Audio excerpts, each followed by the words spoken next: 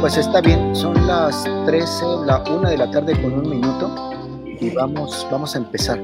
Pues muy buenas tardes a todos, muchas gracias por estar con nosotros. El día de hoy vamos a dar inicio a este ciclo de conferencias de la materia de autoecología. Este ciclo de conferencias pues son conferencias complementarias para las clases que impartimos para todos los grupos que están tomando la materia, todas las secciones que están tomando la materia de autoecología en este momento. Entonces tenemos pues ya un programa para conferencias de aquí hasta que termine el semestre. Los viernes van a ser pues a la 1 de la tarde, tenemos asignado por parte de la facultad de 1 a 3 de la tarde. Entonces vamos a tener una charla aproximadamente cada 2 semanas, en donde pues especialistas de los temas que vayamos viendo en la clase, pues nos van a platicar pues un estudio de caso, algo sobre lo que estemos viendo en la clase, pero ya más específico con pues datos, con lo que ellos pues estén estudiando en ese momento, ¿no? Así que pues les doy la más cordial bienvenida y vamos a iniciar la primera conferencia el día de hoy con la doctora Rebeca Aneli Rueda Jasso. Ya de seguro vieron el cartel. Ella nos va a presentar en la charla estrés ocasionado por sustancias tóxicas en el medio. Pues la doctora Rebeca es profesora investigador de tiempo completo desde 2005 en la Facultad de Biología. Ella es bióloga marina, egresó de la Universidad Autónoma de Baja California Sur. Después realizó la maestría en ictiología en el CICIMAR, el Instituto Politécnico Nacional, y el doctorado en ciencias aplicadas en la Universidad de Ghent, en Bélgica.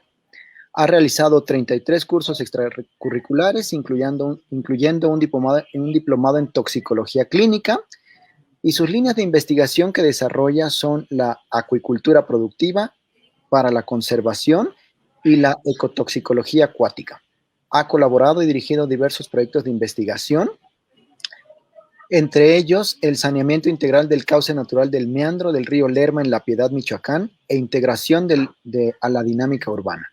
Ha publicado 12 artículos científicos y 8 de divulgación, así como 7 capítulos de libro.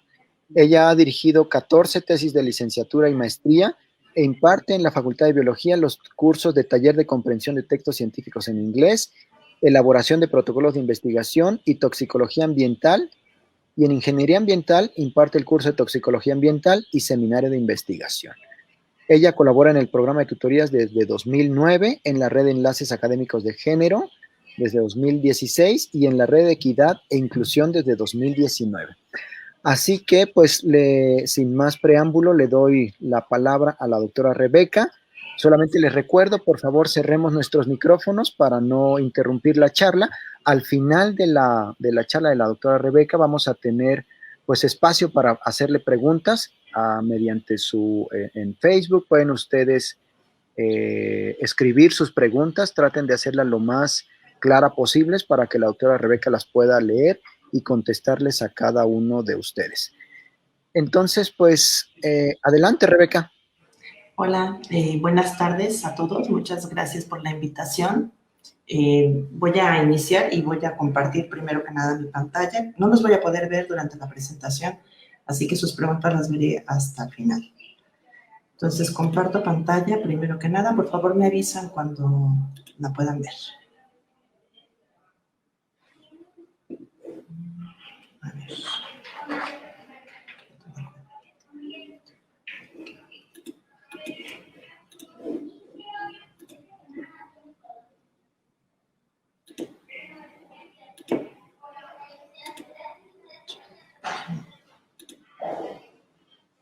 Es una plataforma nueva, así que tengan de paciencia.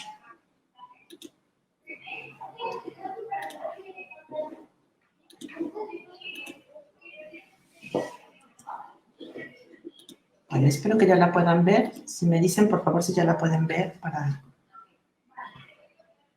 ¿Ya la pueden ver? Sí, ya se ve. Bueno, yo les voy a hablar sobre la presencia de sustancias tóxicas y sus efectos en la fauna. En algunos casos en fauna que podemos encontrar como fauna silvestre y en algunos casos en fauna que tenemos en laboratorio y que estamos utilizando para esos fines. Bueno, inicio esta plática comentando que pues, los ecosistemas normalmente se encuentran en un cambio continuo. Aún en los ecosistemas más libres de perturbación, que quedan pocos, o pensando en hace algunos años cuando la perturbación era mucho menor, dado el menor número de habitantes con los que contábamos en el planeta, sobre todo seres humanos, bueno, pues en esos ecosistemas y en esos momentos también existía una serie de modificaciones continuas a las condiciones que prevalecían y que estas podían ser originadas pues por condiciones de los pocos humanos que existían o bien por condiciones naturales. Los organismos en esas situaciones están adaptándose continuamente y están respondiendo a esos estímulos ambientales que están teniendo. Entonces vamos a tener cambios ecosistémicos, algunos de los cuales nosotros podríamos considerar positivos. Por ejemplo, cuando tenemos una temporada con una buena cantidad de lluvias, no excesiva, no mínima, o cuando tenemos una cantidad de alimentos suficiente para los organismos, pues serían positivas. Y podríamos tener algunas negativas, por ejemplo, cuando tenemos un efecto agudo, como podría ser la erupción de un volcán, un terremoto, un tsunami. Estos efectos agudos o crónicos pues los organismos los van a estar enfrentando. En el caso de los agudos, pues son eventos puntuales de una alta intensidad y tienen efectos tanto inmediatos como en el mediano y en el largo plazo. Es decir, tenemos, por ejemplo, una erupción de un volcán, bueno, pues va a haber una alteración de las condiciones atmosféricas, una modificación del suelo, un incremento de la temperatura, sustancias tóxicas que van a estar ahí, pero acaba la erupción del volcán y de todos modos esos efectos se van a seguir manifestando en el mediano y largo plazo. Tenemos otros efectos que serían efectos crónicos. Estos van a ocurrir en condiciones menos fuertes, de manera más moderada, pero constantes en largos periodos de tiempo. Ahí podemos pensar, pues, ya en efectos relacionados más con los humanos, que serían, por ejemplo, una contaminación del aire, una contaminación atmosférica, a las que los organismos van poco a poco teniendo una adaptación hasta cierto límite, no tienen una adaptación indefinida. Hay una plasticidad que van a tener, una plasticidad fisiológica que les permite llegar hasta una cierta límite de adaptabilidad. Y también va a tener efectos en el mediano y en el largo plazo. Ambos casos van a estar causando situaciones de estrés.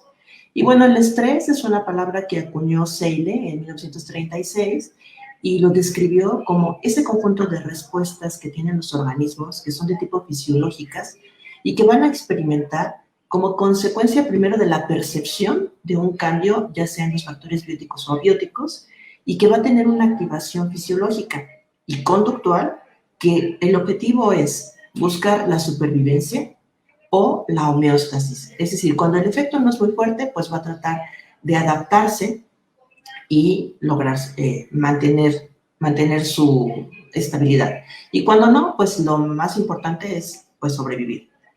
Esto tiene una variante. Tenemos especies que van a ser sensibles y otras que van a ser tolerantes. Ante estos cambios, sobre todo los agudos y los crónicos, cuando llegan a ser ya periodos muy prolongados de tiempo, pues las primeras en desaparecer van a ser las especies sensibles. En tanto que las especies tolerantes van a mostrar una mayor plasticidad para poder mantenerse a pesar de que las condiciones no sean las adecuadas. Y bueno, ¿cuáles van a ser estas manifestaciones del estrés? Pues nosotros podríamos pensar en el inmediato, un estrés que nos llega en un efecto agudo, pues va a haber un incremento del latido cardíaco. Va a haber un aumento de la presión sanguínea, una mayor producción de glucógeno que va a producir energía que está disponible para que inmediatamente el sistema nervioso central la utilice y pueda generar las respuestas, ya sea una respuesta de huida o de lucha, pero que rápido pueda reaccionar. Algo bien interesante es que va a disminuir la sensibilidad al dolor para que el organismo pueda escapar.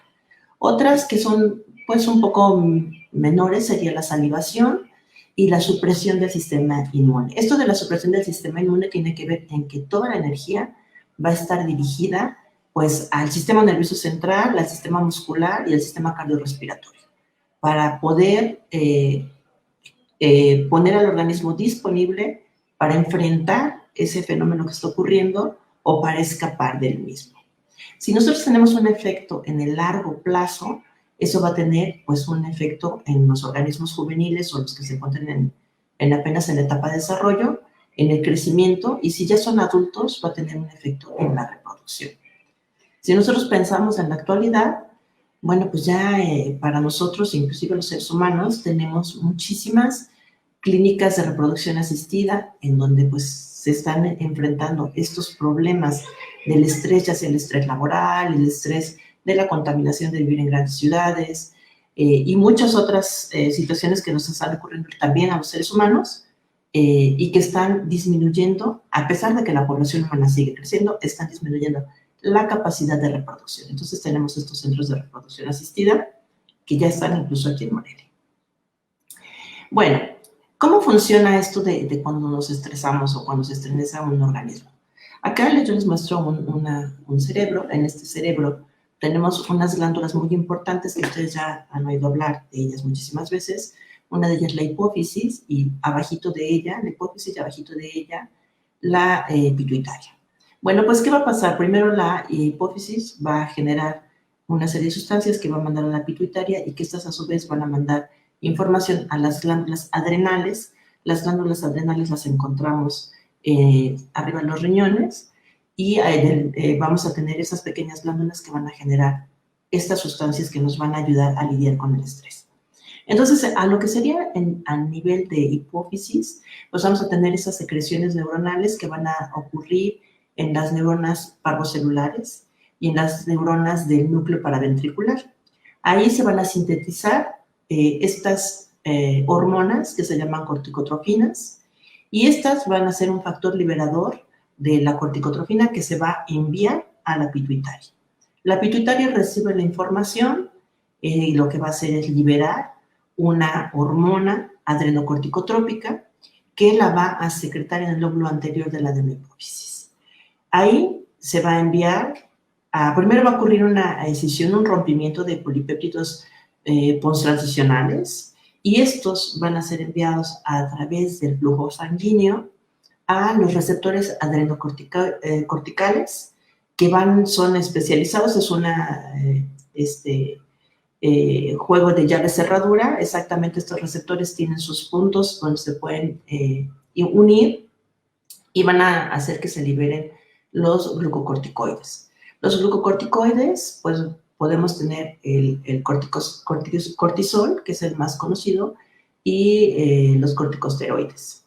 ¿Qué es lo que van a hacer una vez que estos se liberan? Bueno, pues van a mandar nuevamente a través del flujo sanguíneo información a diferentes órganos y van a provocar la gluconeogénesis con gran disposición de azúcares, de carbohidratos que van a estar ahí para que pueda haber una actividad muy rápida que va a ir hacia el cerebro, hacia pulmones, hacia corazón y hacia todo el sistema cardiovascular.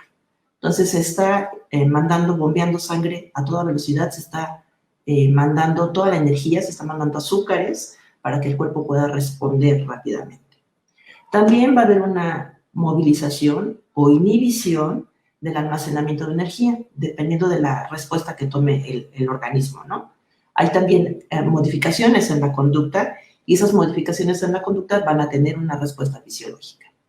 Se va a estimular o inhibir el hambre y en estas condiciones se va a facilitar la memoria y el aprendizaje, pero esto va a tener una muy corta duración. No podemos mantenernos en un estado de estrés continuamente, porque primero hay un gasto energético muy alto. Y este gasto energético, aparte de que es muy alto, también genera otras respuestas que serían respuestas inadecuadas por el agotamiento que puede haber en el organismo.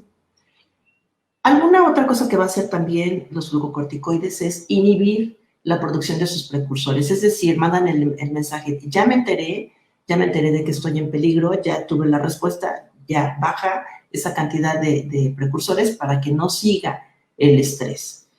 Esto ocurre cuando estamos hablando de situaciones de estrés agudo. En situaciones de estrés crónico, la producción es menor del cortisol o de los corticosteroides y se siguen enviando. En el caso de los anfibios, reptiles y aves, vamos a tener que la hormona del estrés es la corticosterona. Y en el caso de los mamíferos, vamos a tener que es el cortisol, esa sustancia que nos está avisando de que estamos estresados o que le está avisando a nuestro cuerpo para que reaccione de la mejor manera y pueda buscar una situación de homeostasis.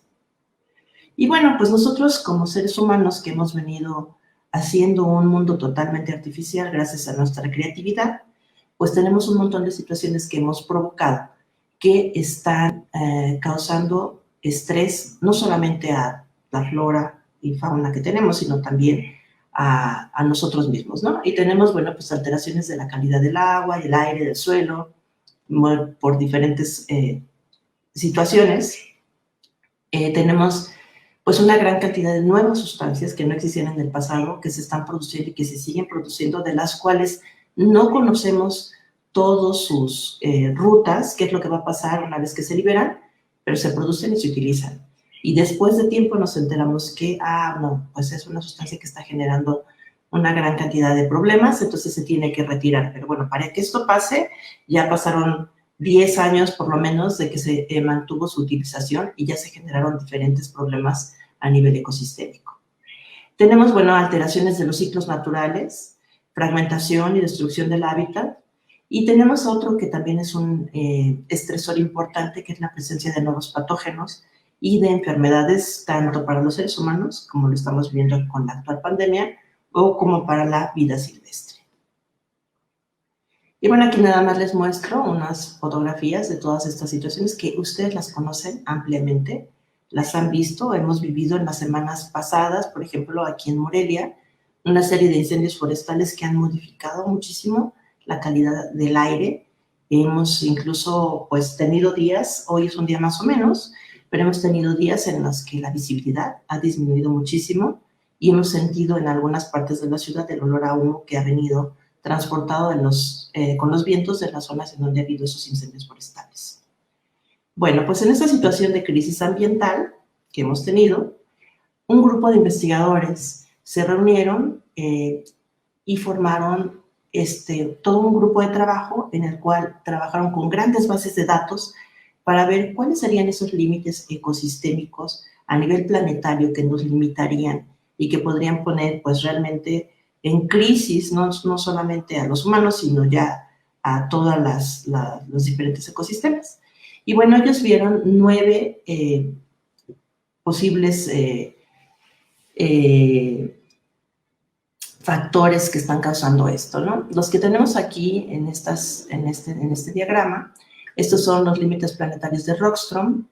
Rockström y Stephen son los 2 investigadores que están dirigiendo este grupo, que sigue trabajando actualmente y que se le han pasado lanzando pues un montón de mensajes en diferentes foros, en diferentes momentos, con diferentes videos, diciendo lo grave que es la situación y pues no ha habido mucha escucha, ¿no? Entonces, bueno, pues tenemos aquí integridad biótica, cambio climático, algunas que pues aunque tienen bases de datos muy importantes, pues no sabemos cómo medirlas y no se tienen calculadas, cómo serían las entidades nuevas, agotamiento de la capa de ozono, carga de aerosoles también que no está calculada, acidificación de los océanos, ciclos biogeoquímicos, uso de agua dulce, cambio del uso de la tierra, ¿no? Y me voy a enfocar al ciclo biogeoquímico. Aquí tenemos fósforo y aquí tenemos nitrógeno.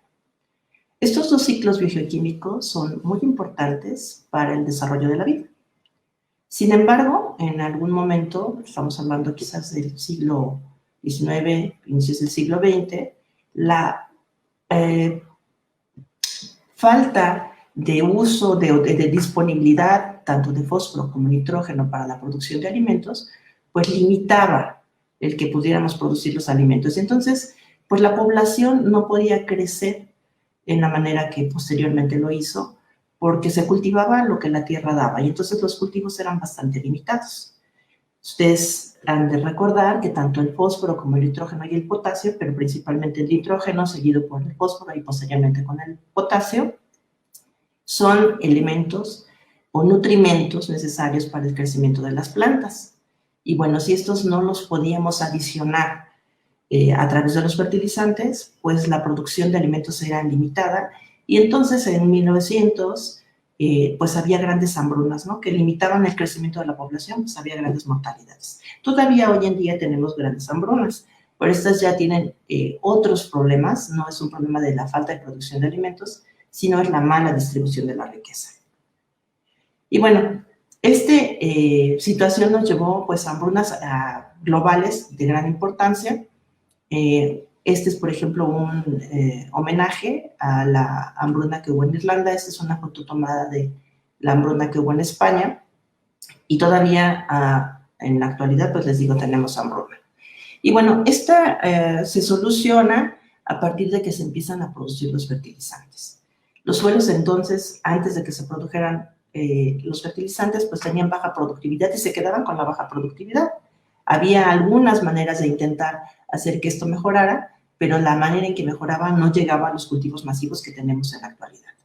Por otro lado, se tenía también desconocimiento de los requerimientos nutricionales para cada cultivo. Entonces, pues aquellos lugares o países en donde había, por ejemplo, nitrato como el fósforo de manera natural, pues estaba en minas, era el mineral que se encontraba como tal, se extraía de manera manual, se trituraba y este mineral se mandaba en barco, por ejemplo Chile, que era un productor importante de nitrato, se mandaba en barco a los diferentes lugares. Bueno, entonces esta explotación y exportación de los depósitos naturales, pues tenía una limitación importante, no podía llegar con facilidad a lugares lejanos y la cantidad que se podía comprar, pues era muy caro la transportación y todo esto era también costoso, ¿no? Entonces tenía limitantes. También se empezó a usar el guano de las aves, se utilizó y se puede seguir utilizando como fertilizante. Entonces, bueno, teníamos una producción que no incrementaba de manera significativa hasta que surge un personaje muy controvertido, muy especial, que fue Fritz Haber, y él, pues un científico de origen judío, que le tocó vivir en Alemania, vivía en Alemania, y él desarrolla un primer proceso para oxidar el nitrógeno atmosférico y transformarlo a ácido nítrico. En este proceso, bueno, pues él requería un montón de energía y no logra finalmente terminar ese proceso cuando se inicia la Primera Guerra Mundial. En esa Primera Guerra Mundial, él dice una frase que es muy recordada, que dice que el científico es un científico para su país en tiempos de paz, pero es un científico, el científico es un científico para el mundo en tiempos de paz, pero el científico se debe a su país en tiempos de guerra.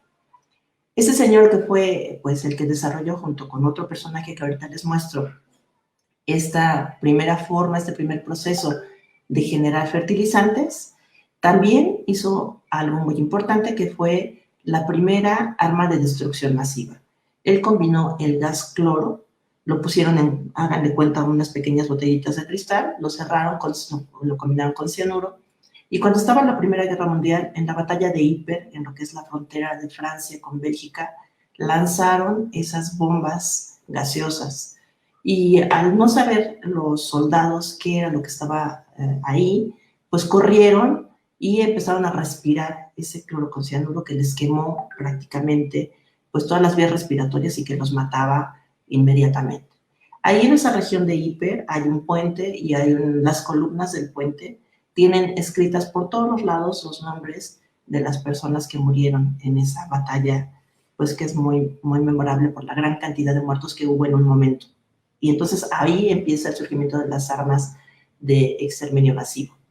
Bueno, pues a Fritz Haber, que trabajó junto con Carl Bosch, él fue Carl Bosch el que completó ese proceso del catalizador que hacía esa transformación para producir el nitrógeno ambiental, producirlo amonio, recibieron el premio Nobel en 1918. Y esto fue muy controvertido porque, bueno, decían que no se le debería de dar porque había matado a mucha gente, bueno, pero por otro lado había los que decían sí, pero gracias a la producción de los agroquímicos, perdón, de los fertilizantes, bueno, ahora se producen alimentos. Cuando se dio el armisticio, él fue uno de los protagonistas que estuvo, Fritz Haber estuvo allí en las negociaciones y él ofreció compartir con los otros países este proceso del catalizador, decirles cómo funcionaba y cómo se tenía que hacer para que pudieran desarrollar fertilizantes y producir alimentos. Y bueno, este fue pues un paso muy significativo en el crecimiento humano, pues gracias a eso hubo producción de alimento y ya no se iba a morir la gente de hambre con tanta frecuencia como pasaba antes, ¿no? Entonces tenemos aquí el momento en el que ocurre el invento del catalizador Haber-Bosch y a partir de ese momento un crecimiento acelerado de la producción. No es este el único factor que influenció, pero este es uno de los factores que más influenciaron a que la gente tuviera disponibilidad de alimento y que no muriera por esas causas. Y bueno, que creciera la población. Bueno, pues esto se llamó una revolución agrícola.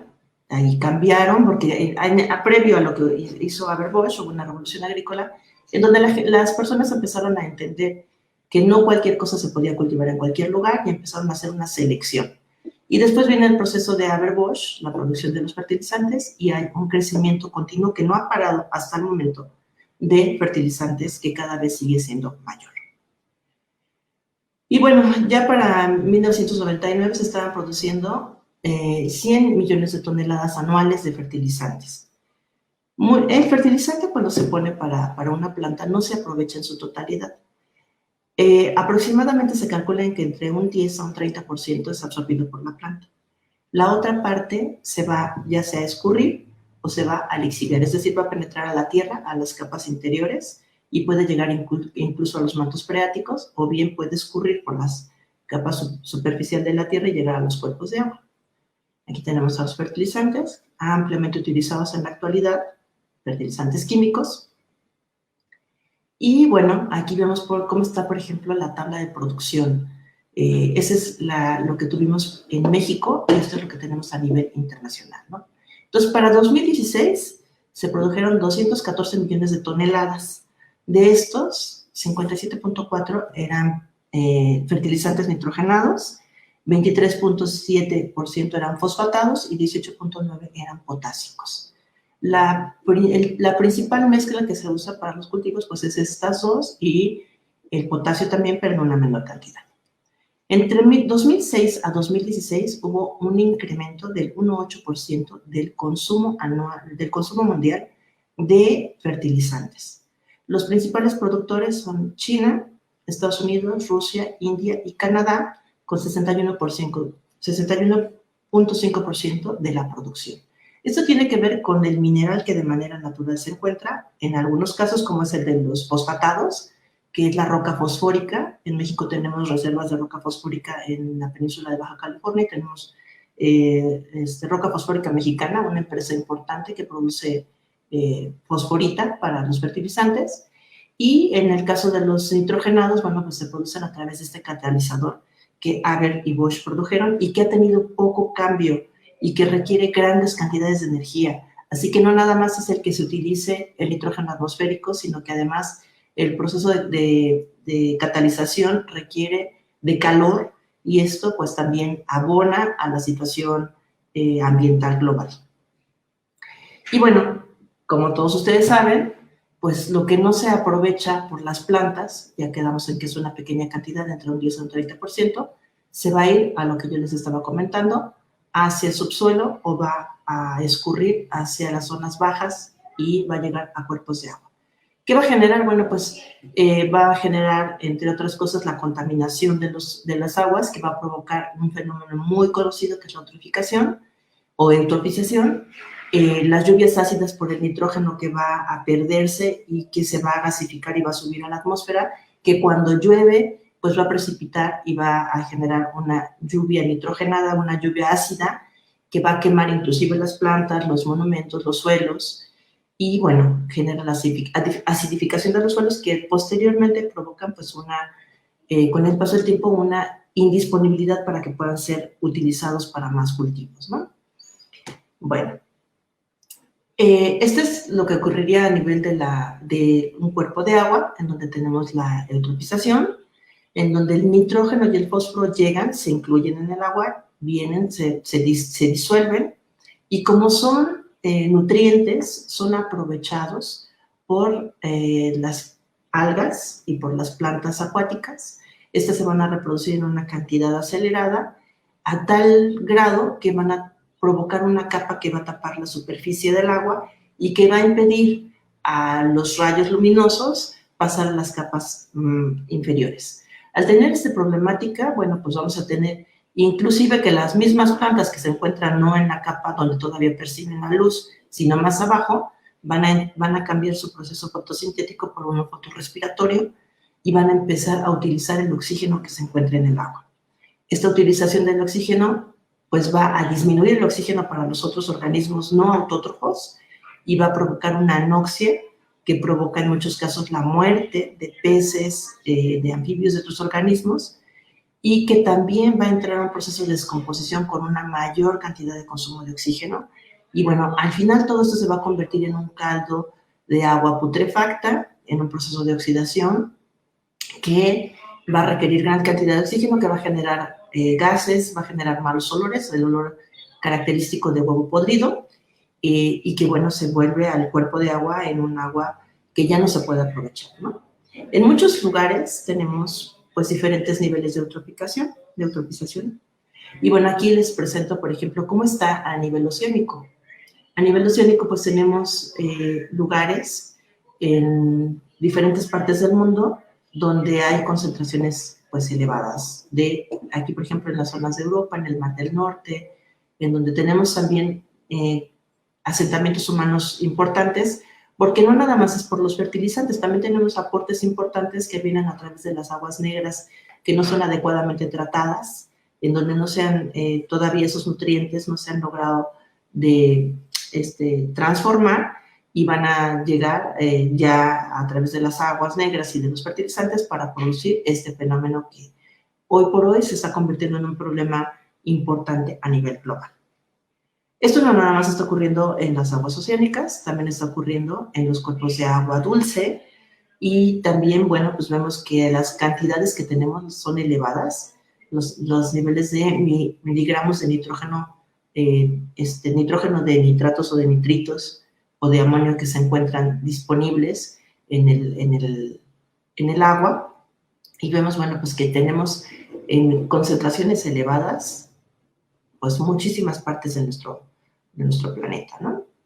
Y, bueno, pues existen criterios que se han establecido en donde desafortunadamente México no vamos a la cabeza de qué es lo que hemos logrado hacer.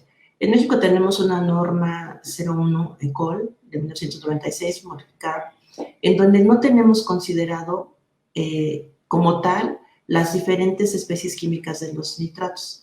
Tenemos el nitrógeno total, pero el nitrógeno total no nos da una idea muy clara de qué tipo de nitrógeno tenemos. Y nosotros sabemos que el amonio, pues, es mucho más tóxico que el nitrato, y que los nitritos y que el nitrato.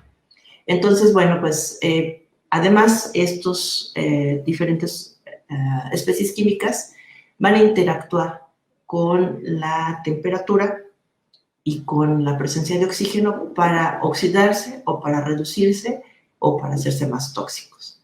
Nuestra NOM dice que tenemos un promedio de 15% en promedio diario y 25% en promedio mensual como un nivel de tolerancia para la fauna silvestre en cuerpo de agua.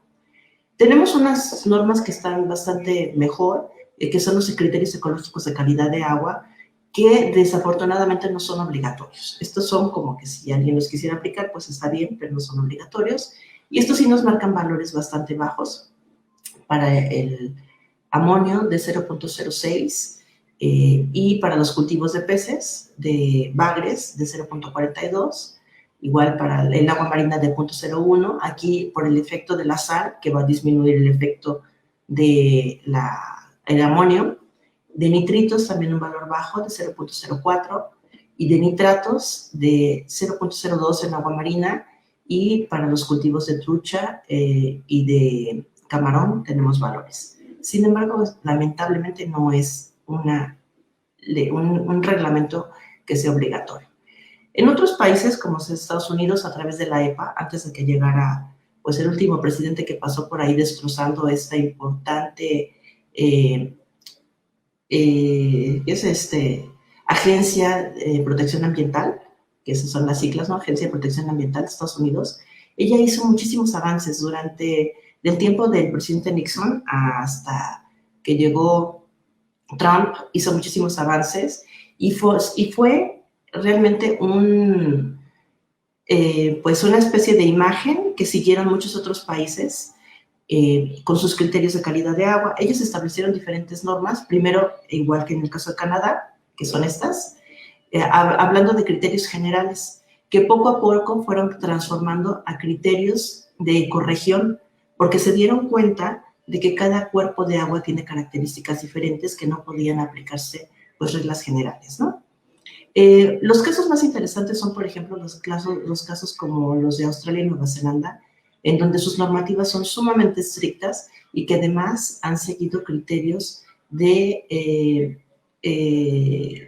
efectos crónicos, es decir, para la mayoría de las normativas se siguen efectos agudos, lo que nosotros podemos observar en periodos de 4 días de 4 días a 14 días, es más o menos lo que se siguen, pero en el caso de los crónicos son de más de 60 días, porque, bueno, un organismo, al verse sometido a un estresor, puede tener una respuesta que lo lleve a sobrevivir. Sin embargo, pueden quedar dañadas algunas de sus actividades que podrían ser la reproducción. Puede tener una anormalidad que se desarrolle por la presencia de ese estresor, de esa sustancia, de ese tóxico, pero sigue sobreviviendo. Mal, pero sobrevive. Entonces, probablemente no va a poderse reproducir, pero sobrevivió y ese criterio fue el que se tomó. En cambio, en los criterios crónicos se toman esos criterios de largo plazo, en donde se puede evidenciar qué es lo que está ocurriendo más allá del efecto inmediato de la supervivencia. Se puede ver qué pasa en el desarrollo, qué pasa en la reproducción. Pero bueno, esos criterios nada más los han tomado ahorita, hasta el momento, Australia y Nueva Zelanda.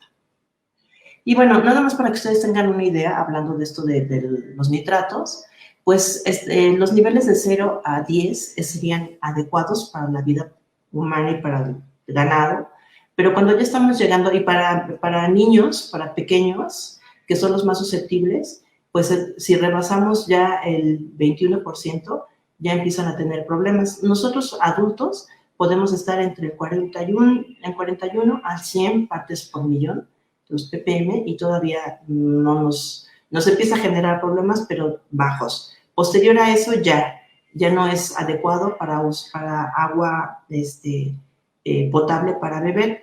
Y sin embargo, hoy sabemos que muchos de nuestros cuerpos de agua, nuestros pozos, ya están contaminados con compuestos nitrogenados. En el mejor de los casos, nitratos, porque bueno, los nitratos se oxidan y es la molécula más estable que podemos tener, pero causan un menor daño, pero no por ello menos importante. Y bueno, ¿qué es lo que pasa?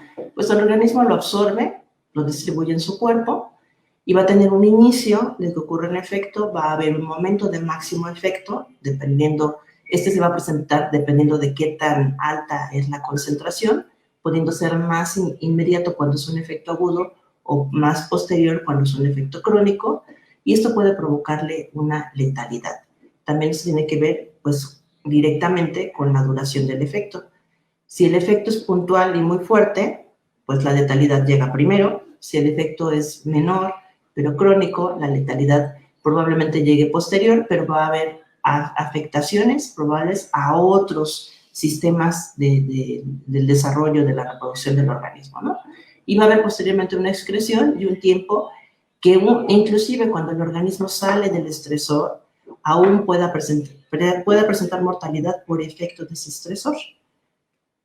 No inmediatamente en el tiempo, pero todavía por efecto de ese estresor.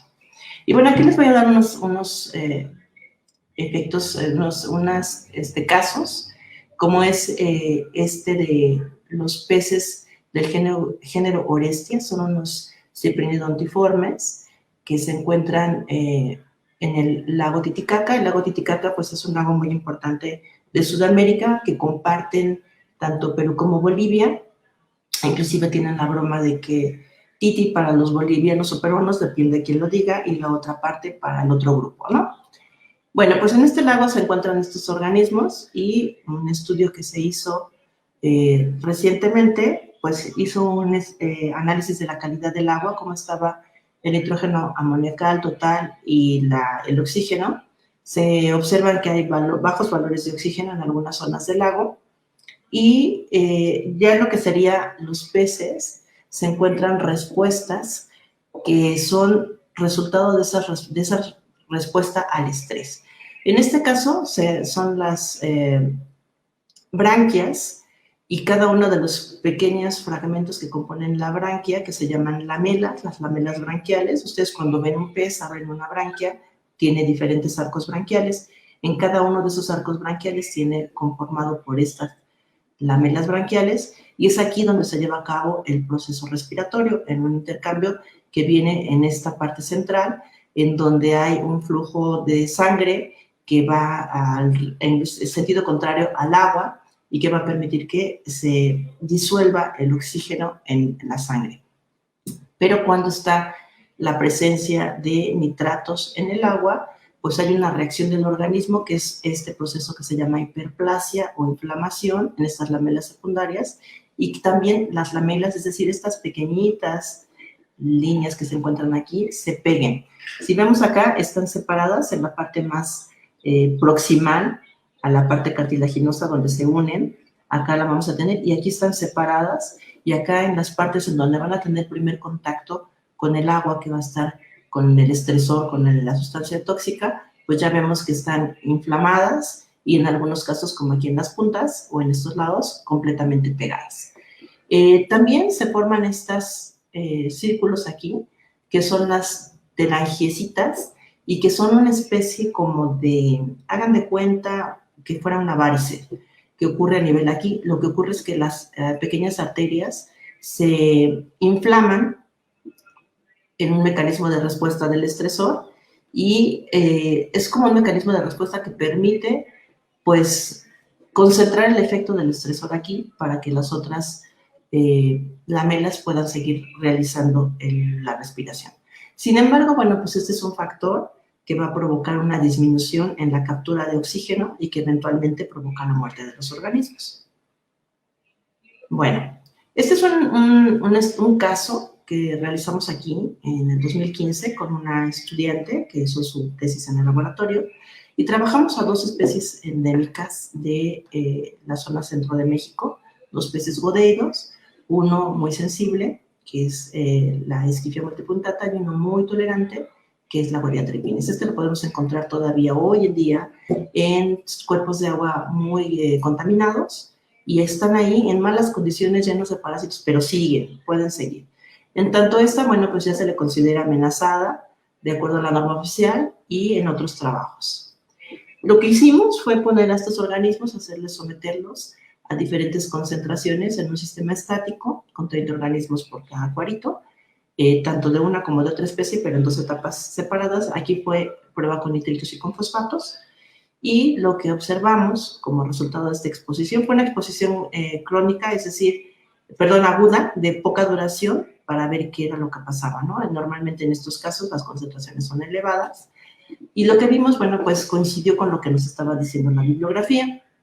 Eschyphia multipunctata, pues es una especie muy sensible, que a concentraciones bastante bajas, a tiempos de 96 horas, es decir, 4 días, pues ya estaba manifestando una mortalidad importante, del 50% de los organismos de estudio. Para los fosfatos, pues la concentración fue comparativamente mucho mayor que para los nitritos, pero aún así, si lo comparamos con la especie tolerante, pues hay una diferencia terrible, ¿no? Grandísima, igual que en el caso de los nitritos. Estos organismos lograron sobrevivir por más días que estos. Sin embargo, miren, uno de los fenómenos que observamos es que había un hematoma en forma de flecha que formaron casi todos los organismos sometidos a las concentraciones elevadas de nitritos. Esto fue en nitritos. Y bueno, también vimos las respuestas en la conducta. Recuerden ustedes que un estresor afecta primero la captación de ese estímulo que está percibiendo el organismo como una condición inadecuada a la cual tiene que sobrevivir, y pues va a desarrollar conductas.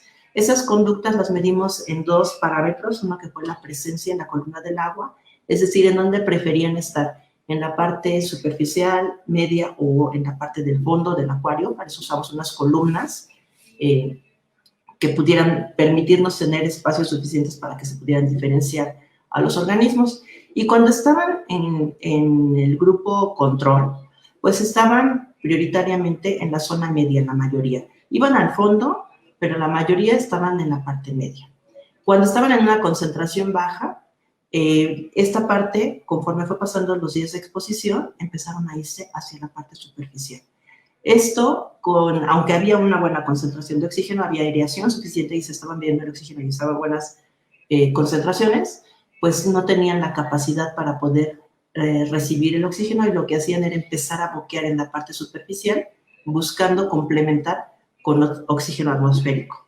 Y esto se hizo todavía más evidente a una concentración mayor, en donde ya al final del experimento, a los 15 días de exposición, pues ya no había organismos en la parte media del acuario, todos estaban o en el fondo, moribundos, o en la parte superficial, tratando de capturar el oxígeno atmosférico.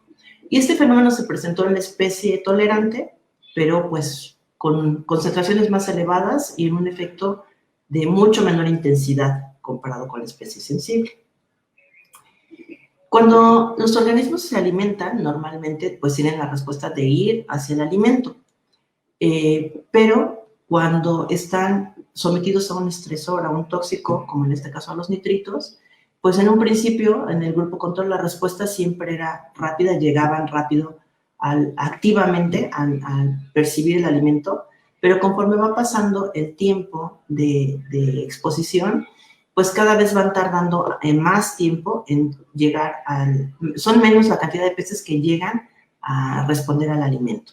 En este caso no medimos los minutos. Tenemos un trabajo que hicimos con otra especie, con tilapia, en donde sí medimos los segundos, grabamos y medimos los segundos que tardaba el organismo o un porcentaje de organismos en llegar al alimento. Y la especie tolerante, pues tuvo una mejor respuesta. Sí hay hacia el final del periodo de exposición, pues ya un efecto más marcado, pero menor al que tuvieron los peces sensibles. Cuando hicimos cortes histológicos, observamos que en el organismo sensible, bueno, aquí vemos un corte muy bonito de una branquia, vemos la lamela, esta es la lamela y esta es la lamela secundaria, es aquí donde se lleva el proceso de oxigenación, aquí tiene una parte cartilaginosa, y vemos pues unas células muy bonitas, muy normales, que conforme empieza a aumentar la concentración, bueno, pues hay una especie de hinchazón en lo que sería la parte central, hay una displasia, un hinchamiento de las células en lo que son las lamelas secundarias, que después ya al día 20 pasa a un estado prácticamente de necrosis, y en la concentración más elevada ya desde el día 4 hay una transformación tanto de la lamela como de la lamela secundaria, pues que obviamente está impidiendo una oxigenación adecuada, y al día 16 hay necrosis. ¿Qué es lo que observamos en la especie tolerante? Bueno, pues también una branquia muy bonita al inicio, pero lo que se llama una formación de un aneurisma. Esta fue como también el caso que tenían los ciprinodontiformes del lago Titicaca. Bueno, pues aquí encontramos esto, formaron esta aneurisma, un mayor crecimiento de las células y una imposibilidad para en este pedacito de la lamela recibir el efecto, pero había lamelas secundarias que todavía estaban funcionales. Sin embargo, conforme pasa el tiempo de exposición y aumenta la concentración, estas aneurismas se hacen mucho más presentes en más lamelas, y entonces ya la capacidad de respiración pues se pierde. Y bueno, hay una transformación que termina en una condición en la que ya los peces no son capaces de respirar, aunque haya una buena concentración de oxígeno. Otro experimento, este fue un experimento en el que se hizo con este pequeño caracolito. Este, si lo ponemos en una yema del dedo, es pequeñito, podríamos poner unos 5 o 6 en la yema de nuestro dedo. En los adultos miden medio centímetro, Sin embargo, es una especie que es invasora, salió de Nueva Zelanda y se distribuyó de Nueva Zelanda para el mundo. Actualmente se encuentra por todos lados. Se distribuyó a través de el agua con la que llenan los buques para hacer que se pueda hundir el buque y que después se libere en otros lugares en donde ya van a subir carga. Pues ahí llevaron estos organismos y bueno, están ampliamente distribuidos. Lo que hicimos en este caso, bueno, fue obtener organismos del medio natural, organismos silvestres que transportamos al laboratorio, que dejamos que se aclimataran para después seleccionar los grupos de prueba en función de sus tamaños, tratar de buscar a los organismos adultos. Y en este caso, pues hicimos una exposición de una larga duración de 42 días a 0, 1, 2, 5, 20 y 100 miligramos de nitrógeno de nitrato. Cada 7 días estábamos evaluando cómo se encontraban, cuántos habían muerto, cómo estaban los parámetros físico-químicos y algunas pruebas de conducta que ya les voy a contar. ¿Qué fue lo que observamos? Bueno, pues que conforme incrementaba la concentración, incrementaba la mortalidad. En el grupo que tuvo 99.5 miligramos de nitrógeno de nitrato, tuvo una mortalidad equivalente al 50%, por lo cual este grupo ya no se evaluó para ninguna otra prueba más que para la supervivencia. Todos los otros grupos que fueron 20, 6, 3, 2 y el grupo control, los seguimos utilizando. Y lo que hacíamos en el caso de los adultos era los poníamos como una prueba de condición para ver qué tanta resistencia tenían, los poníamos en una caja de Petri totalmente sumergidos en el agua y los volteábamos con el opérculo hacia arriba. Todo esto bajo una lupa para contabilizar cuánto tiempo tardaban en recuperar esa posición normal con el pie en la superficie. Medíamos hasta 3 minutos y lo que observamos en este grupo pues fue que el grupo con la mayor concentración de 20.7 miligramos de nitrógeno de nitrato tardaban demasiado tiempo comparativamente con los otros en recuperar su posición original. Los otros seguían comportándose de manera muy similar, pero ya este era el grupo que se separaba. Sin embargo, cuando contabilizábamos el número de puestas que tenían, esos son organismos que producen, partenogenéticos, hembras que dan origen a hembras con la misma información genética. Aquí ven los frasquitos de donde teníamos, estaban aquí abiertos y aquí un flujo constante de agua. Y bueno, cada semana nosotros sacábamos el agua y filtrábamos, y en ese filtrado sacábamos a los recién nacidos, que eran muy pequeñitos, que los teníamos que ver abajo la lupa, y veíamos cuántos estaban vivos y cuántos estaban muertos. Entonces, los que tenían la concentración 20.7, que aún estaban vivos, que eran capaces de voltearse con más tiempo, pero podían hacerlo, sin embargo, tenían una cantidad de vivos y muertos muy similares en sus descendientes. En tanto que para todas las otras concentraciones menores, pues encontrábamos que había una mayor cantidad de organismos vivos que muertos en sus descendientes. Después, hicimos una prueba muy interesante en donde veíamos los recién nacidos si tenían una mejor capacidad para desplazarse. Los metimos en una capilar de vidrio que estaba previamente marcado con un inicio y un final. Hacíamos que el agua se fuera con el organismo por gravedad al extremo en donde estaba el agua, y después lo poníamos en posición horizontal abajo de una lupa y le poníamos una fuente de luz en donde estaba el animalito, el caracolito recién nacido. Esa fuente de luz, por una respuesta de fototropismo,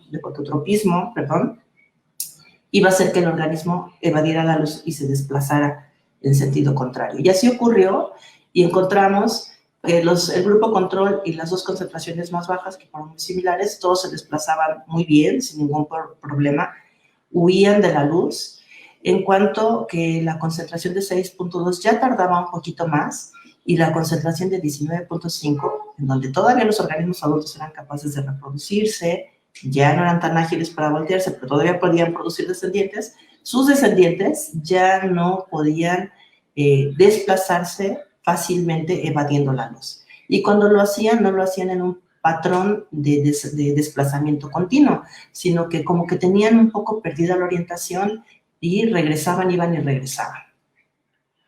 Bueno, al final del experimento lo que hicimos fue sacrificar a los organismos, congelarlos, disectarlos y ver cómo estaba la producción de embriones por hembra.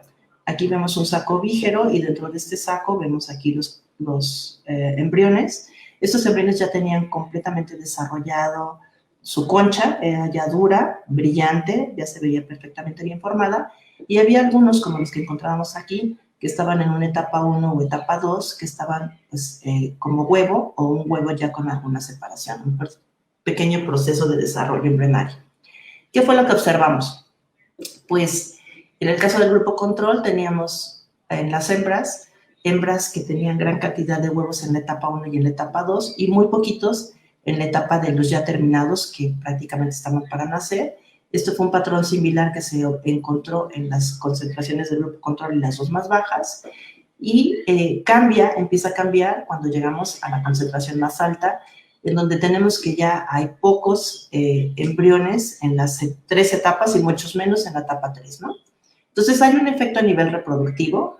La concentración, si nosotros usamos un criterio de evaluar un estresor a partir de que mata o no mata, pues encontramos que a lo mejor a esos a los que no mata, de todos modos los sigue estresando y siguen teniendo un efecto en la reproducción y en el desarrollo de sus crías. Bueno, otro trabajo que realizamos, vamos de tiempo. ¿Tenemos un límite de tiempo o podemos seguir? Porque ya van 57 minutos. Hola, hola. Leo, ¿podemos seguir? Bueno, vamos a suponer que sí. No pregunté ese detalle al principio. En este caso, bueno, pues trabajamos también un efecto de nitratos, en este caso con una especie endémica, una especie que sabemos que sus poblaciones están disminuidas y de la cual pues no se tiene mucha información. ¿Qué fue lo que encontramos? Bueno, pues al buscar también en las etapas tempranas en huevos y larvas, qué es lo que pasaba en un sistema estático, poner a los huevos y ver cómo se afecta el desarrollo embrionario por la presencia de, en este caso, nitrato de potasio, pues encontramos también una serie de afectaciones. Primero que nada, pues una mortalidad que se empieza a observar a partir de que se termina el proceso de desarrollo en el huevo y que el huevo empieza a eclosionar. Empieza a eclosionar y bueno, la eclosión, el huevo, al final la membrana del huevo es un gran protector que en algunos casos, aunque es permeable, pues permite que el huevo se desarrolle, pero cuando el embrión nace, cuando ya sale para el estado larval, pues entonces hay una gran mortalidad, principalmente en las concentraciones elevadas que va disminuyendo hacia las concentraciones más bajas. Esto, bueno, sería la mortalidad acumulada, con la mayor mortalidad a la mayor concentración y la menor en la concentración del grupo control y la concentración más baja. Y esto es lo que les quiero enseñar. En el grupo control hay una etapa, se van dando las etapas de desarrollo de manera normal, se van formando organismos que van desarrollando sus estructuras, que no tienen ningún problema, sus branquias están bien, sus lamelas, todo está perfectamente. Sin embargo, a partir de que se van incrementando las concentraciones, bueno, pues se empieza a ver desde lo que puede ser una inhibición del desarrollo en la etapa de prenérula, que va mostrando incluso malformaciones que van viéndose en concentraciones más elevadas, que van transformando, ¿no?, a los organismos. Aquí les muestro algunas. Por ejemplo, bueno, este se quedó un huevo que no se desarrolló adecuadamente. Aquí vemos una del grupo control, perfectamente, con sus branquias bien, con buena movilidad. Aquí vemos cómo llegan a tener algunos malformaciones, e incluso vean, el huevo no tiene la formación normal. Aquí se queda parado en la etapa de desarrollo. Aquí ya vemos pues más alteraciones, vemos un hematoma, vemos cómo la región abdominal empieza a tener problemas comparativamente con el grupo control para el mismo tiempo, que deberían de haber ido a la par en su desarrollo. y no, pues nada, ¿verdad? Que ese se queda en la concentración más elevada, se queda en una etapa bastante atrasada, no alcanza ni siquiera a desarrollar las branquias, cuando este organismo pues está completamente desarrollado. Malformaciones como son estos curvamientos que hay de la columna vertebral, que son la escoliosis o la lordosis, que no ocurren en los grupos control, que tienen pues perfectamente derecha su columna vertebral. Aquí, bueno, pues protuberancias que les surgen, desbordes intestinales y otros tipos de alteraciones. Y bueno, es nada más un ejemplo con otra especie de la que ya, por cuestiones de extenderme demasiado, no incluí, pero que también lo vemos en la conducta, en donde la conducta se ve afectada, el organismo ya no se dirige de manera normal en su crecimiento. Bueno, pues nada más con esto, pues yo les presento así de manera muy general cómo los estresores, y particularmente los estresores provocados por efectos humanos, están alterando la conducta de gran cantidad de fauna silvestre. Y bueno, cuando nosotros medimos, como se ha venido haciendo durante el siglo, del 1936, de 1946 para acá, que se empezaron a tener algunos criterios para determinar calidad de agua, de pruebas que se pueden hacer para decir cuáles son los límites que podemos permitir, pues hemos estado trabajando con valores agudos que vienen de estas pruebas en donde, como les expliqué al principio, hacemos una exposición muy fuerte y tenemos una respuesta muy fuerte, como es la mortalidad, pero que el organismo, aún si queda vivo, pues a lo mejor no tiene todas sus capacidades para poder seguir manteniendo la continuidad de la especie, y si la mantiene no va a ser en condiciones adecuadas. Termino nada más con esta cita de Muriel, que dice que los problemas ambientales deben de percibirse como tales por la sociedad, ya que si no se perciben, su existencia parece irrelevante, ¿no? O sea, seguimos de alguna manera solventando nuestras necesidades y parece que lo que existe fuera no es importante.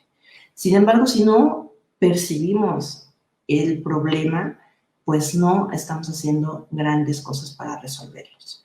Y me quedo con esto y bueno, pues escucho sus preguntas. Agradezco obviamente a todo el grupo de entusiastas colaboradores que han estado participando en todos estos trabajos y pues que han formado un equipo muy, muy bonito en el que hay una muy buena convivencia y unos excelentes resultados como los que les he mostrado. Muchas gracias a todos ellos. Y bueno, esta es mi presentación. Me voy a regresar acá para las preguntas que ustedes tengan. Muy bien, Rebeca, muchas gracias por esta charla tan interesante. Perdón por no contestar, pero aquí estoy. Pues vamos, tenemos un tiempo para preguntas. No sé si los estudiantes quieren preguntar algo y si pueden hacer sus preguntas mediante el chat. ¿Tú puedes ver las preguntas o tú puedes ver los comentarios, Rebeca, o no? No. Ok, no todavía. Ya que los pongan en los comentarios del chat, yo te los puedo decir si es que no los puedes ver. Mira, por ejemplo, la primera pregunta, Julie Fercal pregunta, ¿cómo se puede o cómo se podría recuperar un cuerpo de agua eutroficada? Bueno, pues ese es un trabajo muy interesante, es un trabajo multidisciplinario. En alguna ocasión tuve la oportunidad de platicar sobre este tema con un investigador de Canadá y él me decía que en algún momento él estuvo aquí y yo lo llevé a conocer Pátzcuaro, por ejemplo, y yo le decía, ¿qué opinas? Y me decía, bueno, en algún momento los grandes lagos, estos lagos que hacen frontera con Canadá y Estados Unidos, estuvieron así y ahora están mucho mejor. Y yo le decía, ¿cómo puede ser, no? O sea, ve la calidad de agua que tenemos aquí. Me decía, sí, es un proceso muy complejo, pero sí se puede. Lo primero que se necesita hacer es tratar toda el agua que se utiliza por los humanos, es decir, que toda tiene que canalizarse e ir a plantas de tratamiento. Las plantas de tratamiento tienen que tener un adecuado tratamiento, porque muchas veces tenemos plantas de tratamiento, pero estas no funcionan en su totalidad. El agua que sacan es un agua parcialmente tratada y cuando la tratan completamente, bueno, puede incorporarse a los cuerpos de agua con mucho menor efecto. Esa sería una parte. Por otro lado, en lo que sería la parte de los cultivos, que van a tener un aporte importante de nitrógenos y fosfatos compuestos nitrogenados y fosfatados al agua, pues es también tiempo de modificar las formas en las que estamos cultivando y tener pues un sistema de cultivo más amigable, en donde si se usan fertilizantes químicos, utilizarlos pues realmente con mucha mayor rigidez. Lo que se hace es que si no lo saben los agricultores, ¿verdad? Que nada más un 10 a un 30% del fertilizante se aprovecha. Y ellos, pues, me le pongo más a ver si crece más. Entonces, bueno, tener como apegarnos bien a utilizar estos fertilizantes agrícolas químicos en las cantidades que realmente se deben de utilizar. Esa sería una. Y la otra es tratar de cambiar hacia usar fertilizantes de tipo orgánico, que, bueno, primero, pues tenemos una gran cantidad de materia orgánica que podríamos estar aprovechando ahí y que a lo mejor, pues, nos van a introducir también menos residuos de compuestos nitrogenados y fosfatados que posteriormente van a ir no solamente a los cuerpos de agua o a la tierra, sino también a través de los alimentos a nosotros mismos y que también son fuente de contaminación. Eso sería por una parte, como respuestas grandes, pero también a nivel de nosotros, a nivel individual, pues podemos hacer nuestros pequeños huertos de jardín, empezar a poner ahí nuestras pequeñas plantas de pasote, de cilantro, de lo que ustedes gusten, para que nosotros estemos utilizando esos desechos orgánicos que estamos generando en nuestras casas, para que nosotros estemos pues consumiendo unos vegetales que están producidos con mejor calidad. Y si tenemos suficientes recursos, porque pues siempre cuestan más caros los vegetales orgánicos, pues tratar de acceder a ellos porque no tienen agroquímicos, no nada más los fertilizantes, sino todos los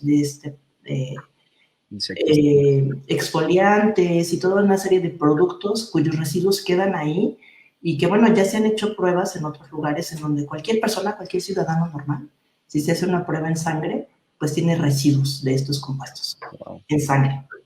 Ya. Wow, qué noticia nos estás dando, Rebeca. Oye, hay varias preguntas más. Mauricio García te pregunta, ¿las concentraciones a las que se someten los organismos son arbitrarias o hay algún protocolo que las dicta? Antes de decidir las concentraciones en las que probamos, bueno, tenemos primero como conocimiento de las que hay en los cuerpos de agua. Tenemos también una serie de pruebas preliminares en donde probamos como concentraciones bajas, medias y altas, y dependiendo de los resultados que obtenemos, entonces ya decidimos en qué intervalo vamos a trabajar. Una primera prueba, pues nos lleva a trabajar en concentraciones altas para tener los resultados de una prueba aguda. Después hacemos una prueba crónica en donde hacemos concentraciones más bajas con mayores tiempos de duración y podemos ver efectos como los que estábamos viendo en el caso del ajolote, en donde queremos ver qué está pasando con una concentración más baja en un largo tiempo de exposición. Ya. Andrés Santiaguillo, ¿por qué los fertilizantes nitrogenados, fosfatados y potásicos son los más utilizados, Rebeca? Mira, cuando se usan los fertilizantes, bueno, lo que requiere la planta va a requerir una fuente de nitrógeno, de fósforo y de potasio para poder realizar pues sus procesos metabólicos y tener un adecuado crecimiento. Los fertilizantes que son producidos a escala industrial te garantizan qué cantidad de nitrógeno, de fósforo, de potasio tienen. Entonces, cuando tú los pones, pues seguro tu planta va a crecer mejor. Es decir, yo te puedo contar que tengo aquí mis jitomates y que los pongo con mi composta y mis jitomatitos son así. No tengo unos jitomates así enormes, ¿verdad? Porque no les estoy abasteciendo todos estos nutrientes. Son muy buenos, a mí me saben muy ricos y sobre todo sé que son producidos aquí en mi jardín. Pero no son grandes. Y después como que hay un agotamiento de la tierra, tengo que cambiarla para poner nuevamente composta, cambiarle todo, porque si no se vuelven en jitomatitos cherry, la siguiente etapa de producción. O sea, la primera salen más o menos grandecitos y la siguiente salen chiquitos. Entonces, ¿qué es lo que quiere un agricultor? Quiere jitomates grandes, que estén producidos además no unos chiquitos y unos grandes, quiere que sean grandes en su mayoría. Y entonces, pues, ¿qué es lo que ponen? Fertilizantes, ¿no? Por eso son los más utilizados. Van a garantizar que van a producir una buena cantidad del producto que se está cultivando. Ya. Rebeca, hay varias preguntas más, ¿eh? Sí, claro, adelante. Álvar Alejandro Sotelo Rodríguez pregunta, ¿cuál es el organismo más resistente a contaminación por metales pesados en cuerpos de agua dulce? A metales pesados, bueno, pues metales pesados tenemos mercurio, tenemos plomo, tenemos cadmio, arsénico, tenemos un montón de compuestos de metales pesados, ¿no? Que están en el ambiente. ¿Cuál es el más resistente? No lo sé, la verdad no lo sé. Te puedo comentar que, bueno, hace poquito tiempo salió, hace un par de años salió un artículo en Nature en donde a mí me pareció muy interesante. No respondo a tu pregunta, una disculpa porque no lo sé, pero me pareció muy importante y comparto esta información con ustedes porque me pareció súper interesante, en que el mercurio particularmente puede tener una fase gaseosa y estar a nivel atmosférico y puede precipitar y precipita en zonas oceánicas y a través de bacterias se transforma en metilmercurio. El metilmercurio se biomagnifica. Entonces pasa de fitoplancton a zooplancton y va aumentando en la cadena trófica hasta llegar a esos deliciosos peces que tanto nos gustan, como podrían ser el atún, la barracuda, el dorado. Y bueno, al tener esos organismos ahí, una concentración elevada de mercurio, pues nuestro consumo nos pone en riesgo, particularmente el mercurio. Es neurotóxico. Afecta principalmente a niños menores de edad que se encuentran todavía en el desarrollo del sistema nervioso central, pero también nos afecta a nosotros. Entonces, si vas a comer atún, cómelo una vez al mes nada más, inclusive enlatado. Enlatado también tiene mercurio. Una vez al mes y párale. Y luego a los biólogos que nos encanta ir a las salidas de campo con nuestra bonche de latas, ¿y qué hacemos? Pues la mezclamos, la comemos tostaditas y riquísimo. Pues no. Y a tus hijos, si tienes hijos, no les des atún durante la primera etapa de su vida, evítalo por la presencia de metilmercurio, que ahora ya, pues, desafortunadamente, los niveles de contaminación se siguen elevando a nivel global y, pues, ya en ese artículo de Nacho, pues, hablaba de gran cantidad de especies carnívoras, de peces carnívoros que tienen presencia de metilmercurio.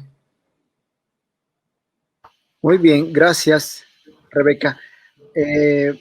Pues hay varias preguntas, no sé si vamos a tener tiempo para todas. Yo te preguntaría, Rebeca, si quieres contestar Sí, algunas sí, sí, otras. claro. Sí, ¿Sí? adelante. Bueno, Eric Vallejo Argüello pregunta, a pesar de ser una especie resistente al estrés, Gea tripinis ha presentado alteraciones o problemas ante el estrés prolongado y qué mecanismos ha desarrollado para sobrevivir en sus poblaciones naturales. En general, las poblaciones, el primer mecanismo que utilizan es la huida. Ese es el primero. Si el ambiente ya no es adecuado aquí, busco huir a mejores condiciones. Pero si no puedo huir, porque además hay un montón de barreras físicas como son, pues, presas, infraestructuras que no me dejan poder pasar físicamente, o si en los otros lugares también están dañados con unas condiciones iguales, entonces, bueno, pues van a desarrollar algunos mecanismos como el caso de Godea, que desarrolló los aneurismas para liberar algunas lamelas de la branquia que le permitan, a pesar de todo, poder respirar. Sigue respirando. Digo, le tiene los aneurismas, pero sigue respirando y sigue viviendo. Ese estrés es prolongado, los organismos viven en estrés prolongado, pero las condiciones en las que viven no son las adecuadas. Es decir, si tú vas y capturas un organismo, lo sacas, y prácticamente me ha tocado ver organismos que se le ven los gusanos subcutáneos, cómo se le están desplazando. Así que da horror, de verdad. Pero también ves ahí a las tilapias boqueando. Las tilapias, que son organismos muy tolerantes a bajas concentraciones de oxígeno. Tú vas a Lerma y ves ahí están en el agua, ¿no? Sacando las boquitas para tratar de capturar oxígeno atmosférico. Y eso, pues, obviamente son condiciones inadecuadas para los organismos. Están sobreviviendo. ¿Por cuánto tiempo? No lo sabemos. ¿Cuánto tiempo más van a poder seguir desarrollando esas estrategias? Pero lo que sí sabemos es que somos nosotros los que les estamos provocando. Y no solo eso, yo en los muestreos realizados en Lerma, pues recuerdo a los niños, jovencitos, adolescentes, capturando tilapias. y les preguntábamos qué les van a hacer esas tilapias y decían, pues las vamos a echar al sartén para comérnoslas. Entonces están pues con parásitos, con una... El músculo es una parte que, bueno, afortunadamente preserva un poco más la calidad, pero es relativo. Es decir, también va a llevar pues metales pesados, va a llevar, por ejemplo, residuos de DDT o del DDE, que ya no es DDT, ya se transformó en DDE, pero siguen siendo residuos que estamos consumiendo continuamente.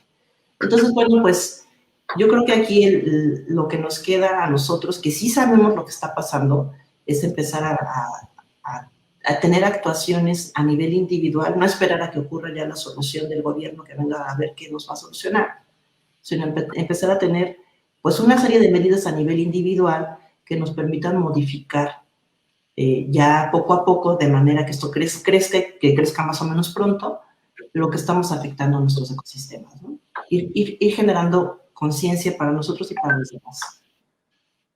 Gracias, Rebeca. Rubí Chimal pregunta si puedo ir a cualquier laboratorio a hacerse una prueba en sangre, si tiene un nombre específico la prueba. No cualquier laboratorio lo hace. Yo no sé si lo hagan aquí en México.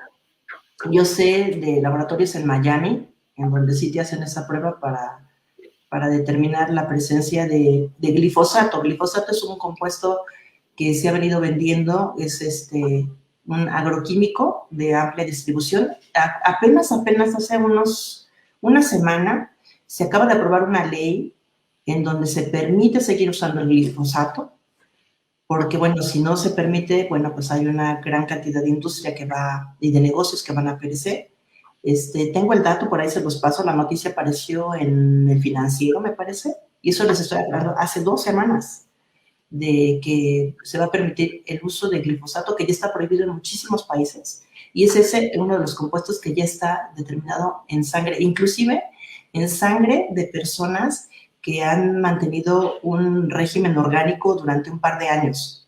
Aún en ellos está la presencia de glifosato, porque claro, el glifosato no nada más está en los alimentos, también está en el agua, y con nuestras plantas de tratamiento eliminan nutrientes. Nuestras plantas de tratamiento tienen sistemas primarios y secundarios, no hay sistemas terciarios. Entonces no van a eliminar todo. El agua está mejor, claro, pero no está totalmente limpia como la quisiéramos.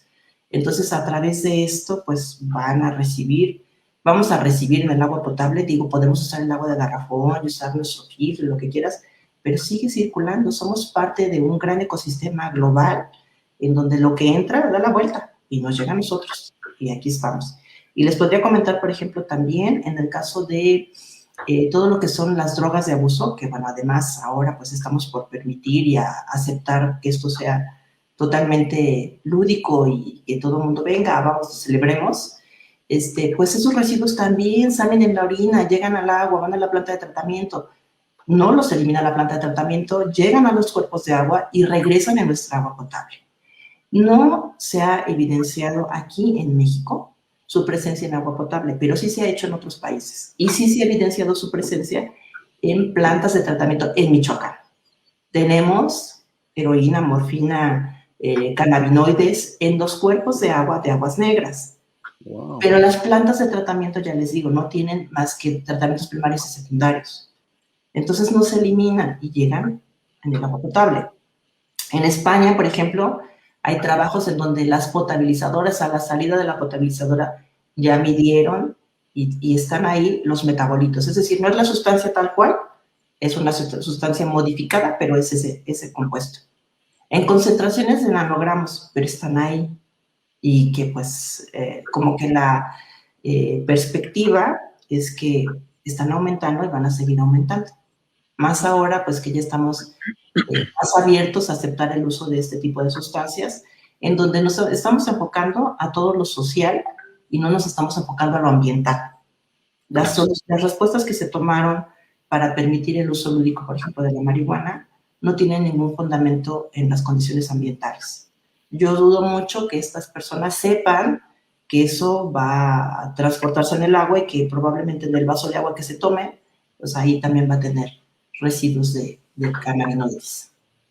Ya, gracias, Rebeca. Rebeca, si te parece bien, podríamos hacer 3 preguntas más y con eso terminar. Hay muchas más. Yo Sí, creo que sí. diría que pues que a lo mejor te contacten directamente a ti en caso de que haya pues más interés en el tema, si te parece. Sí, claro que sí. Muy bien, entonces Juan Silvestre Martínez pregunta, ¿qué tan perjudicial y desierto es que el cadmio es uno de los contaminantes tanto para el suelo como para la salud humana, ya que en algunos países europeos están regulando su concentración en los fertilizantes con fosfatos?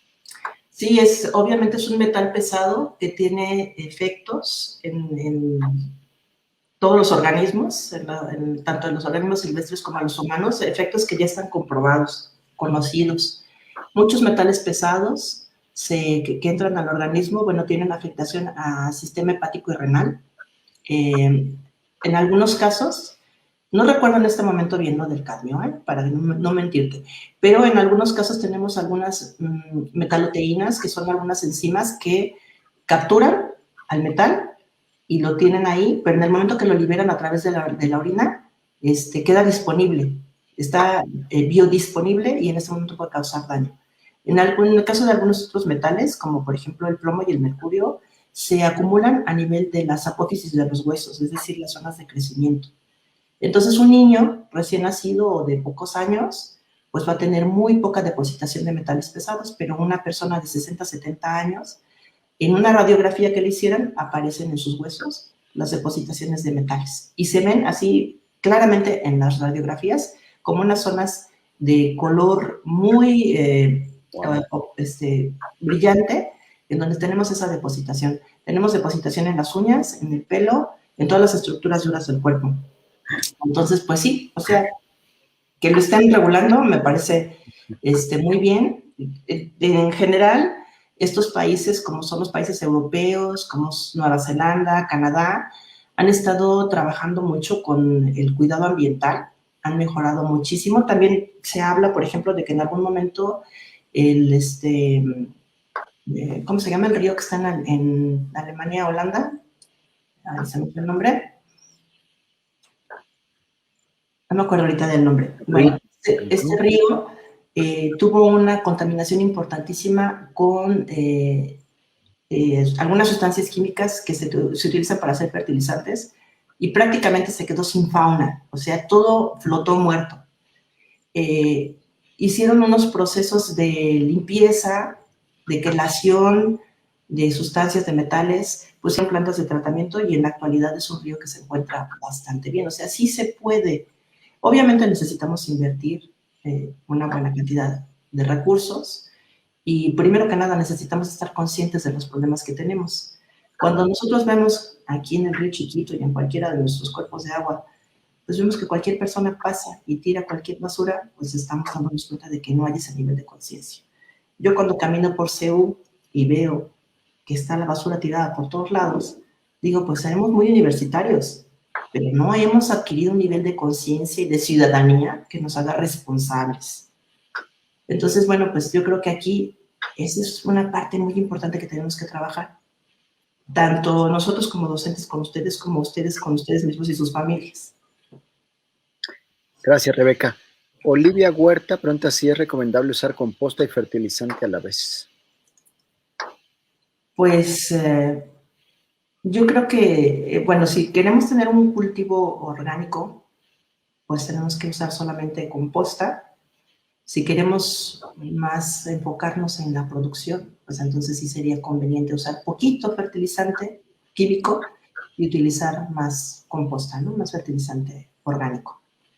Gracias. Y la última, para terminar, Adileni Hernández pregunta si la presencia de sustancias tóxicas puede considerarse como uno de los factores que podría llevar a la extinción de especies. Sí, claro que sí, definitivamente. Sobre todo considerando la gran cantidad de nuevos compuestos químicos que se están incluyendo. A mí se me hizo muy interesante cuando lo supe, tuve la oportunidad de platicar con un químico que se dedican a conocer una sustancia química, ¿no? O sea, ellos la identifican, ven cómo es la estructura química y una vez que la describen es una nueva sustancia química y ya está. ¿Para qué sirve? Todavía no saben, pero ahí está.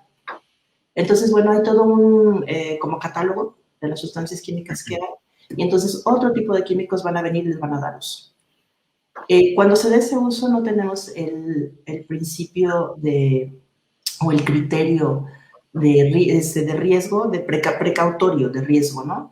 De decir, no la vamos a utilizar hasta que estemos seguros de que no va a causar ningún efecto dañino, sino que se utiliza y después de algún tiempo, pues nos damos cuenta de que tiene un efecto, no sé, a lo mejor es cancerígena, teratógena, mutagénica. Entonces, no, ya no lo usemos, quitémosla. Así tenemos nosotros una lista de sustancias que en un tratado que se hizo a nivel internacional se llama la docena trágica, en donde 12 sustancias se pusieron ahí como prohibidas para su producción y utilización a nivel planetario. Sin embargo, pues no se ha comprobado que no se estén produciendo. Algunas de ellas son insecticidas que se utilizan, como el aldrin, el deldrin y un grupo de compuestos. Esa docena sucia ya aumentó, ya son van como en 20, ¿no? que sabemos que está comprobadísimo, que son graves, que son mutagénicos, que son teratogénicos, que son cancerígenos, que todas las desdichas que puedan ocurren. Y tenemos muchísimos otros que no sabemos. Entonces sí, claro que sí, es un riesgo muy grave. En su momento tuvimos el DDT. El DDT fue un insecticida que primero se utilizó como fertilizante, después, durante la Segunda Guerra Mundial, se supo que podía limitar a todos los mosquitos que producían malaria, que estaban matando a un montón de soldados, y entonces dispersaron DDT en grandes cantidades. Fue muy efectivo, muchísima gente no murió, le dieron el premio Nobel a Müller por haber salvado a tantos soldados de que no murieran ahí muertos de malaria. ¿Qué fue lo que pasó después? Pues que se supo que también era muy eficiente para los insectos y se empezó a poner en gran cantidad de cultivos. Eso fue en el 39 que se estaba utilizando durante la Segunda Guerra Mundial. Para más o menos los años 50, 60, se empieza a ver muchos documentos en donde se habla de que está generando efectos nocivos en humanos. Y bueno, luego viene Rachel Carson en 1960 y algo, no me acuerdo exactamente el año, en donde saca su libro de la primavera silenciosa.